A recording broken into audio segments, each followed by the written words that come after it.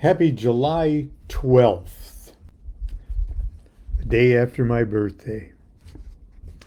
Thank you very much, everyone, for taking the time to wish me happy birthday yesterday. How you found out it was my birthday, I'll never know. But you miraculously, I guess, ferreted out the information from the cosmos. And I've got very many wonderful, wonderful birthday wishes and birthday presents. And just thank you very much. I'm still, as the title of today's talk is, I'm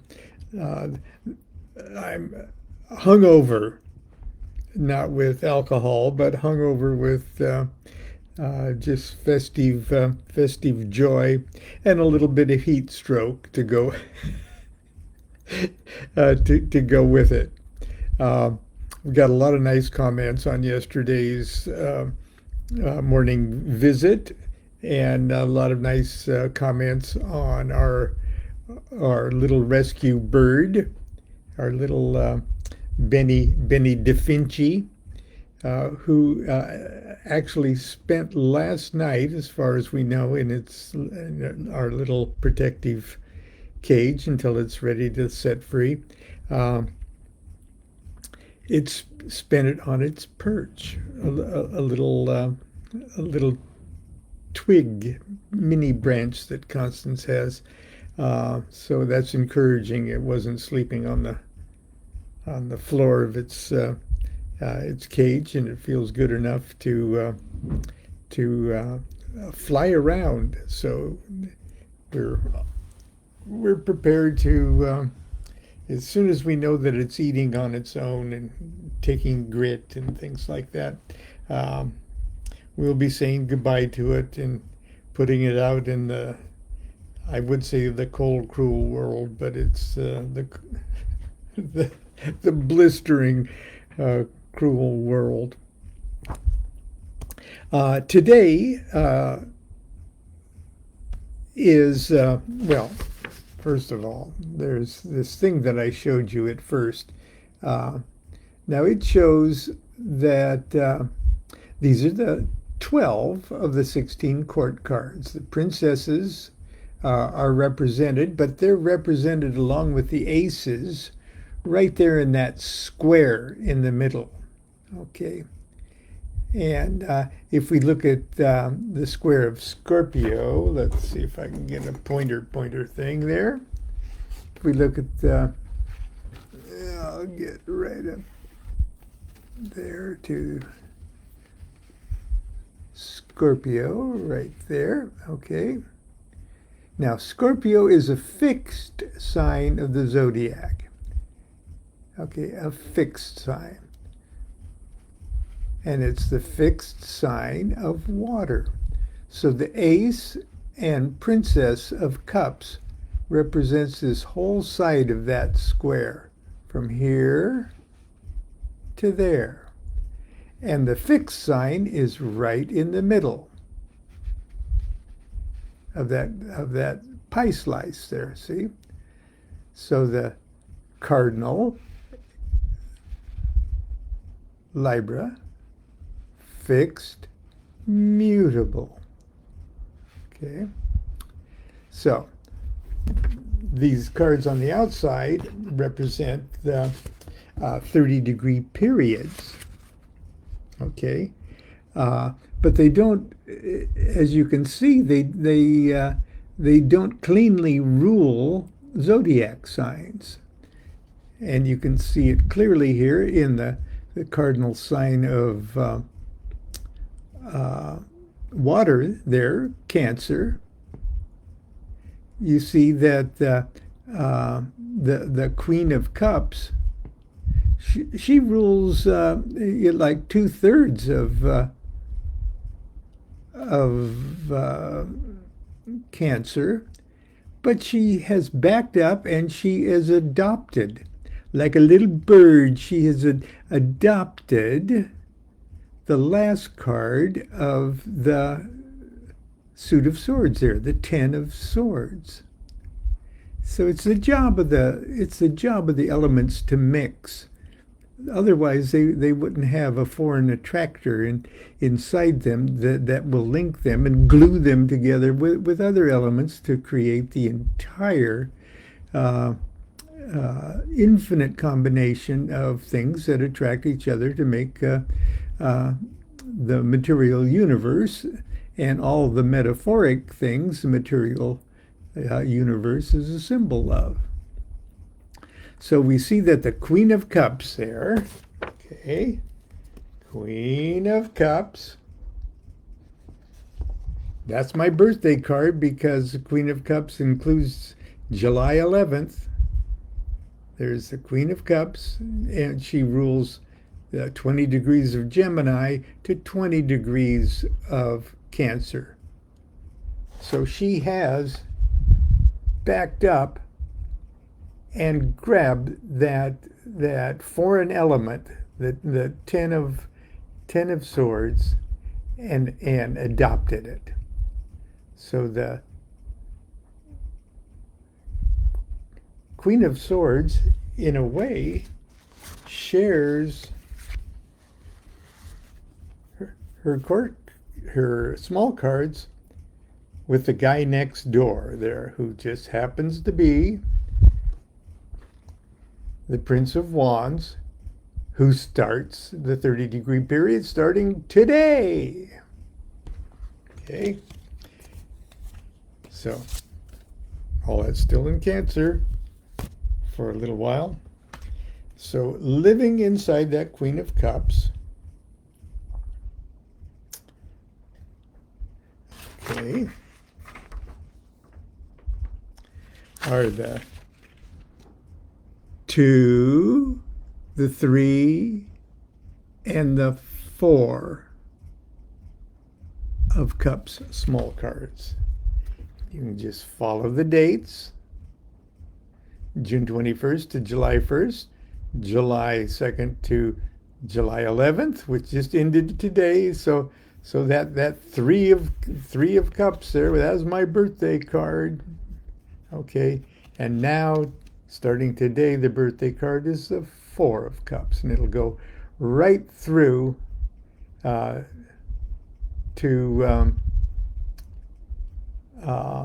July 21st. Okay, the last decade there of Cancer. So, happy 4 of Cups Day. That's today's card. If that's your birthday card, there you go. Now there's cool Goetic spirits.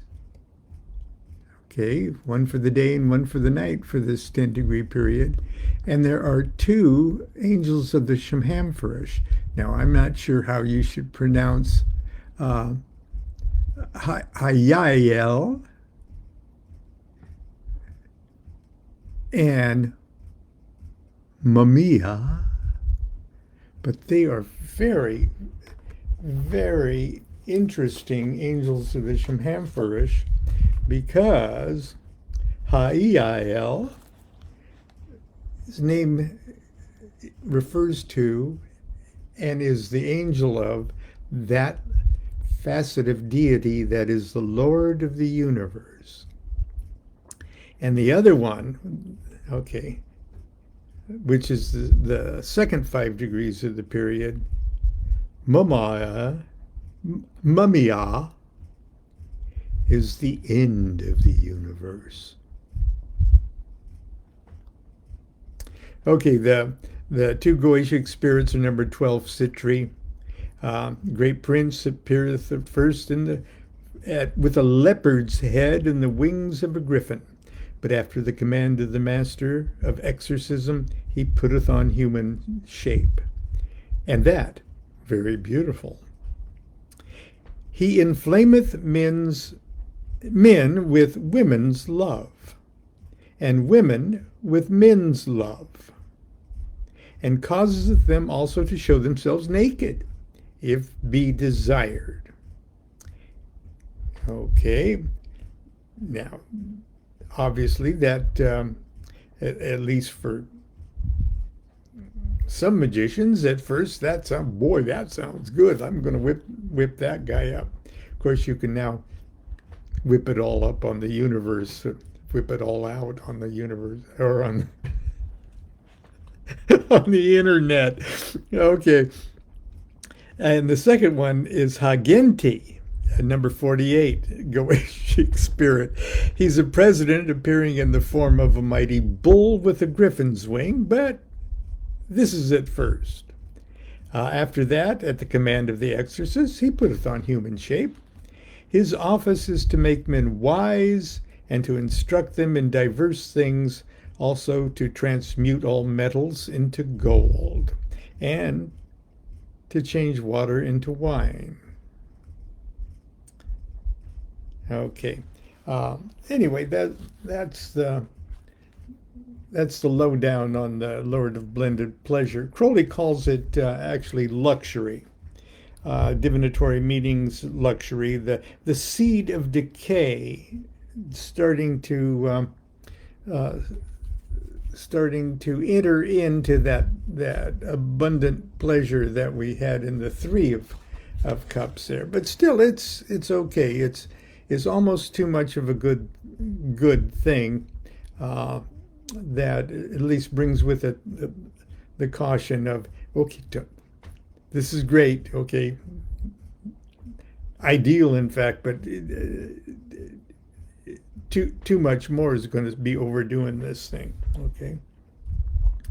And on the flip side of that, that's weakness and undue surrender to desire kind of thing. So those are the comments on today's crossover from the Three of Cups to the Four of Cups. And we're all still, and we're also crossing over from the Queen of Cups into the land of the Prince of Wands. Okay. Okay. That being said, no, I was going to show you this one more time. See if that makes any sense to you. Each of the court cards, queens, princes, knights, discs, knights, queens, etc., has to back up. You notice the Queen of Cups. Okay, you'd expect her to be the watery gal. Well, she is 2/3 a watery gal, but her character is augmented. Her character is enriched by having a foreign element in it. Just like if you would just inbreed continually in one family, you're going to sort of weaken the genes of successive generations. No, in the world of elements, you have a foreign attractor. And in this case, for the Queen of Cups, that foreign attractor is the last decan of Gemini, the Knight of Swords. Okay? So I've got the 2, 3, 4 of Wands, 2, 3, 4 of Cups. See, I've got them cups. That's the 2, 3, 4 of Cups, even though it's in a wand prince there. Okay. Now the queens are generally rule the cardinal signs. The princes generally rule the fixed sign. So see there, that's the fixed sign of Leo. And the knights generally rule, or 2/3 rule, the mutable signs. So the Knight of Discs, that's mutable, Virgo's mutable Earth. So it's as simple as that. Now, today, July 12th. July 12th, 1985.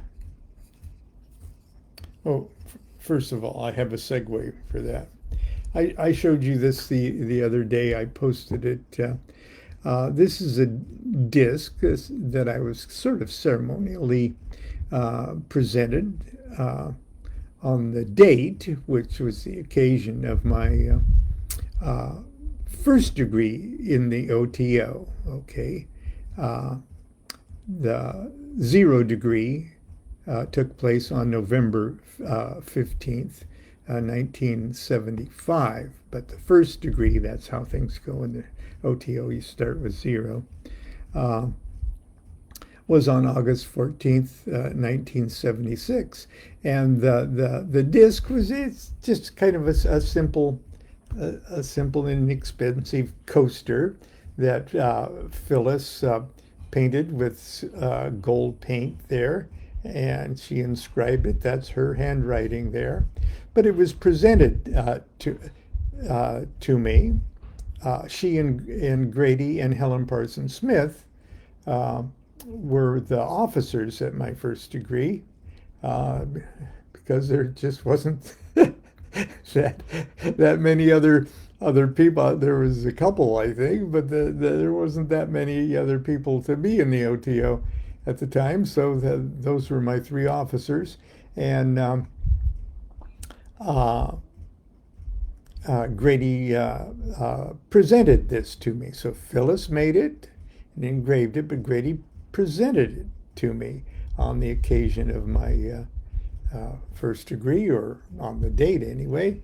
And later on, when I designed my own panticle and presented it with an essay on it, because I took that as part of my charge, my duty to explore the ins and outs of the panticle.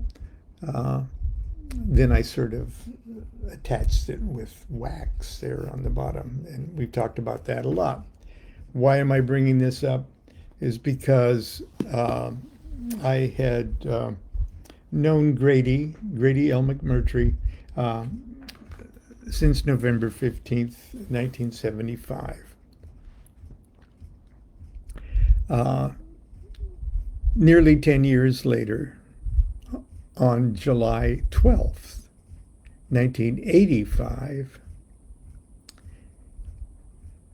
he celebrated his greater feast. In other words, he passed away. In Thelema, we call it's a feast for life and a greater feast for death. So we call birthdays lesser feasts, and the day you transition, a greater feast.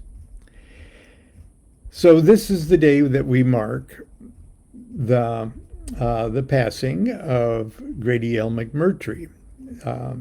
It wasn't long after he died that he was officially inducted in, or canonized, I guess you'd say, in the Gnostic Catholic Church, and his name is included among the saints in the collects of a Liber 15 Gnostic Mass ceremony.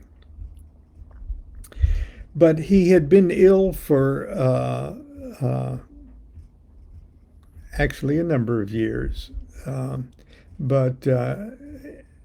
he developed congestive heart failure, and so much so that he needed to be hospitalized on and off for a while, and then seriously hospitalized. So we were all of us in the OTO, remember that's almost 10 years after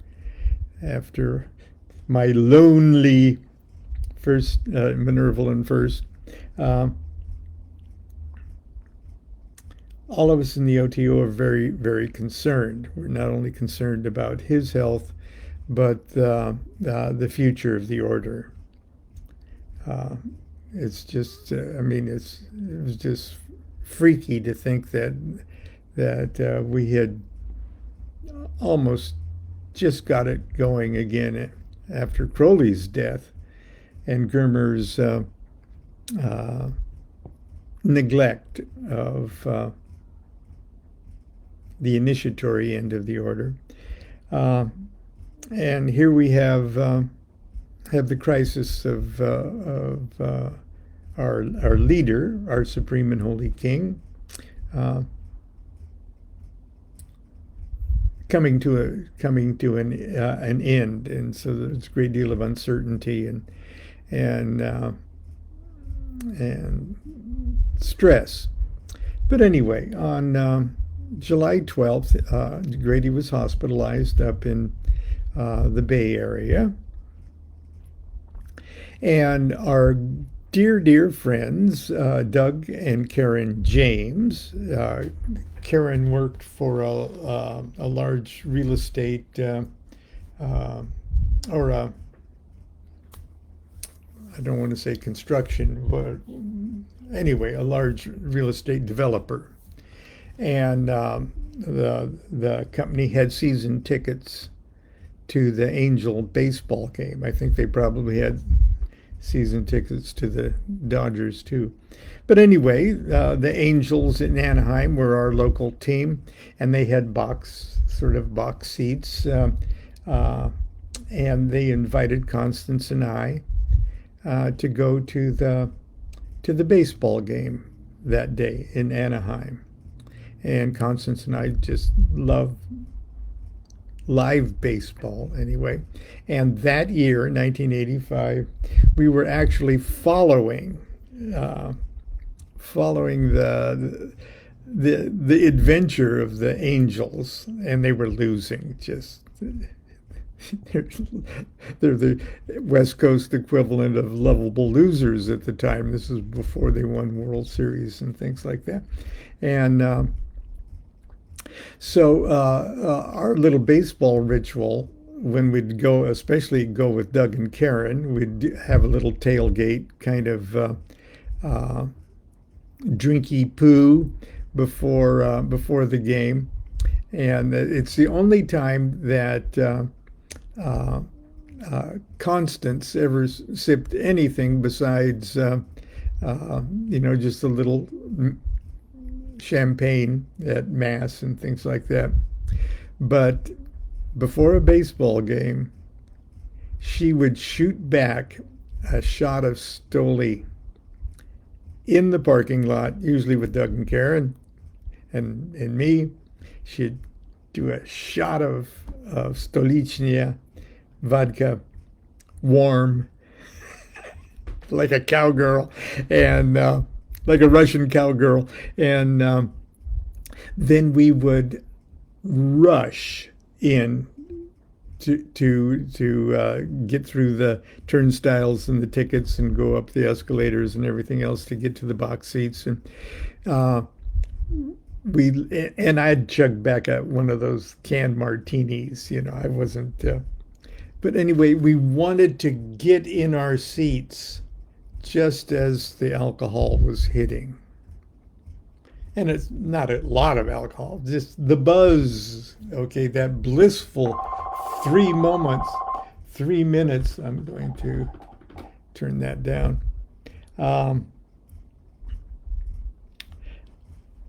So we could sit there and the martinis would hit, and we'd spill or smell the grass and the beautiful. It was like going to temple. It was going to the temple of baseball, and with all the other stresses that were going in our lives. And I just celebrated my birthday the day before, and I think the outing was part of my birthday present, and but I would always feel goofy at the baseball games, and I'd always do this corny thing just to embarrass Jean-Paul and Constance. Whenever there was an announcement on the loudspeaker, would Dr. Seymour Bentley, would Dr. Seymour Bentley please report to security? No, they didn't do it very often. Okay.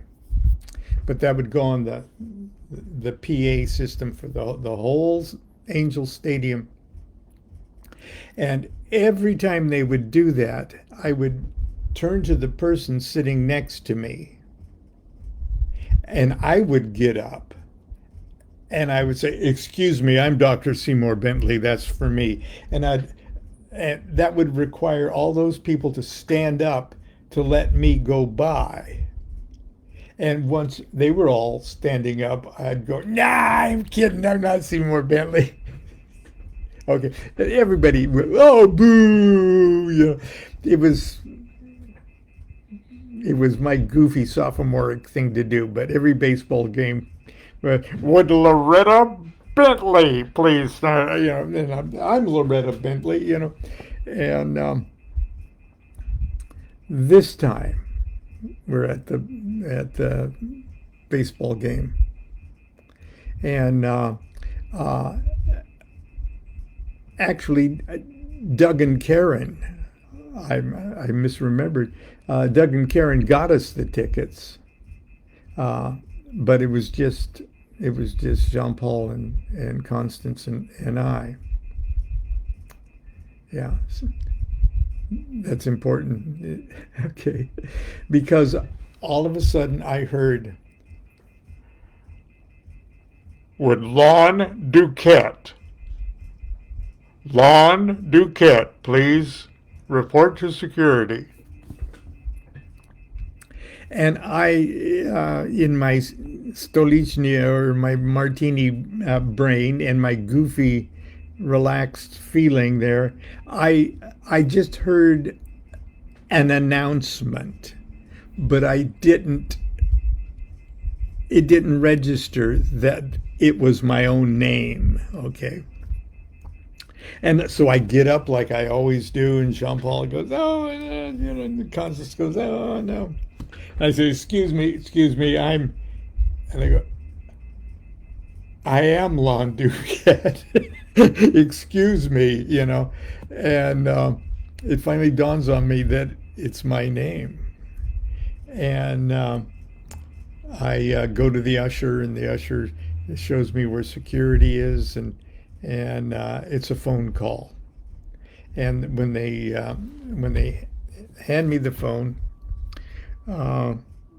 the guy that hands me the phone in his angel sort of uniform, kind of usher thing, and he looks at me looks very concerned and serious. And the call was from Doug James, who knew where we were because they got us the tickets. Okay, it was their box. And he said, Grady died. Grady's dead. And that's where I found out. And he said, "I had to tell him that your father died."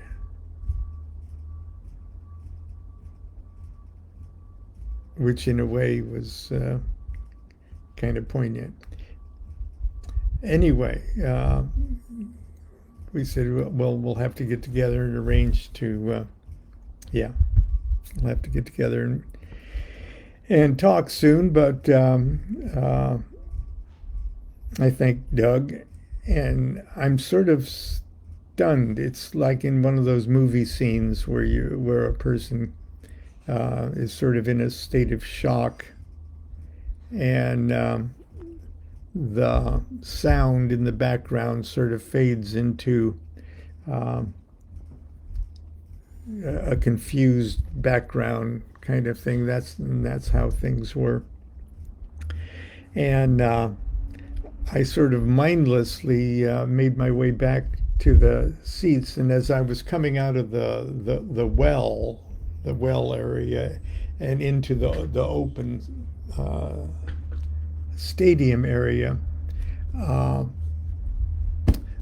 someone had hit a home run, and the entire place stood up, and there was just an incredible roar, and it was the almost as if it was a comforting and ecstatic and sort of a glorious thing, because it does say a greater feast for death. And Crowley's comments on that section say, no, as Thelemites, we celebrate.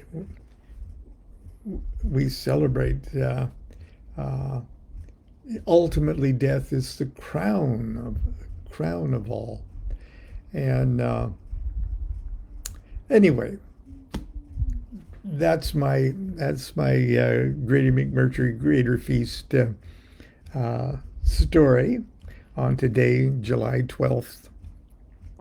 And so here's to Grady McMurtry. Do what thou wilt shall be the whole of the law. Love is the law. Love and be will.